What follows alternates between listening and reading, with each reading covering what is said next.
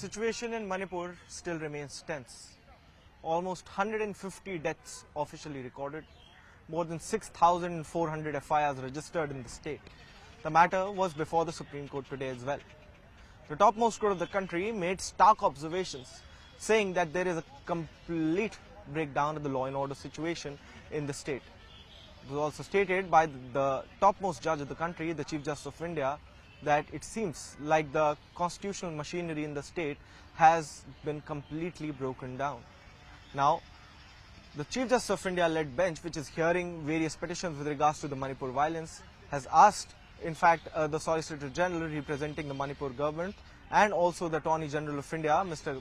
R. Venkatramani, to bifurcate all of the 6,400 FIRs that have been registered in relation to the violence that had broken down in the state of Manipur for last 2 months, and is mulling about how a committee can be formed of former judges for the rehabilitation work to be carried out. Strong observations have come in from the Chief Justice, clearly saying that the law and order situation is completely broken down, and in fact the Manipur DGP too has been summoned by the court to appear before it on Monday in order to assist the court as to how will the investigation in this matter take place. In fact, this question has also been put forth to the Solicitor General of India, clearly pointing it out to him that so far the investigation is lethargic, the probe has not been carried out in a well manner, and in fact the arrests have properly not been made.